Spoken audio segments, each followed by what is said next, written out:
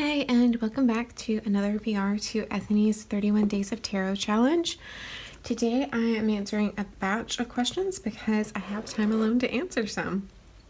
So, picking up with day 28, which is what deck do you wish you could vibe with but don't? And there's of course the qualifier that it's not an opportunity to bash a deck, etc., etc. I do not want to bash this deck. I adore the images on this deck. This is the Wildwood Tarot. This is actually the second tarot deck I ever bought. And oh, sorry for all the shakes. There we go.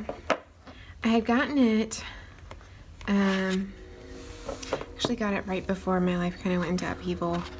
And so even though I got the deck and just love the images, I did one reading with it and I just kind of felt confused by it, and so I did not continue with it, just because it didn't jive immediately for me. But I love that the court cards are animals. It just, the colors, the shapes, they get part of me really, really well. So I did not immediately jive with this deck, but I do hope that in the near future it will work for me, because I guess I've had one reading. I just drew a single card from this deck that I was like, oh yeah, that's right. So I'm hopeful. Did not jive with this at first, even though I adore it, absolutely adore it, and I hope I will jive with it soon. The next question is day 29, which is what, oh, wait, oops, that was 26, not 28. Sorry, y'all. The next question is 27. Just how do you pick decks for your reading? So, as I've mentioned before, I only read for myself. And honestly, I just kind of go with whatever I'm in the mood for at the time, with the exception of if for some reason I don't feel safe, if I'm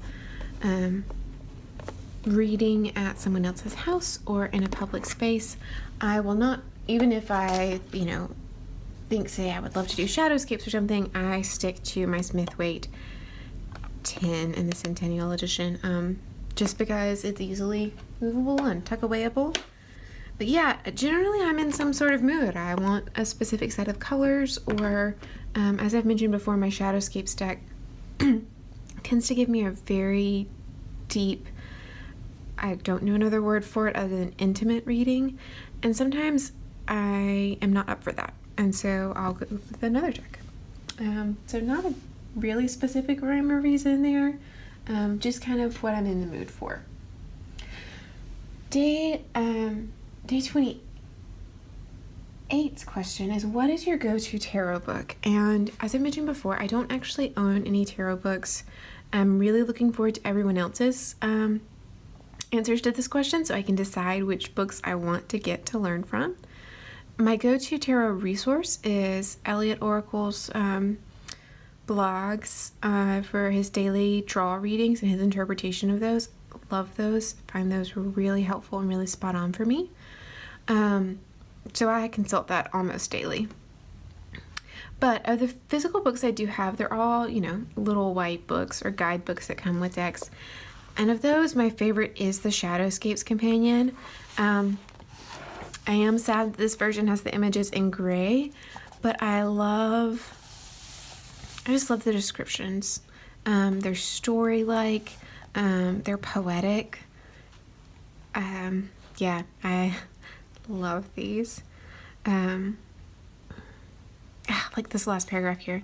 These are the sylphs of the air, and the guardians for the sword, the winged beings of the sky. A swan is lovely. She possesses downy white feathers and a slender neck that arcs with a sinuous grace. But that delicacy is a facade that cloaks a strong body and fierce nature that is unafraid of standing up. The swan will fight to protect its own, and strong wings open to catch and ride the winds across great distances. Like, wow, awesome ending there. So yeah, this is my favorite of my guidebooks. Again, the interpretations are sometimes slightly different, but yeah, I love this. I love this guidebook. Oh, and it has this really neat thing in the Major Arcana. It has a full spread for the card image, and then it has a story or a description of, generally a story and a description of the card woven together, and then a meaning for the card, which is just really nice. So yes, that's my favorite physical book I have, and I'm really looking forward to what books you list as your favorites. And also for today, I'm going to answer day 29, which is, how do you feel about tarot modifications? I guess I feel fine. I've never had the desire to modify a deck, but I've seen some beautiful modifications.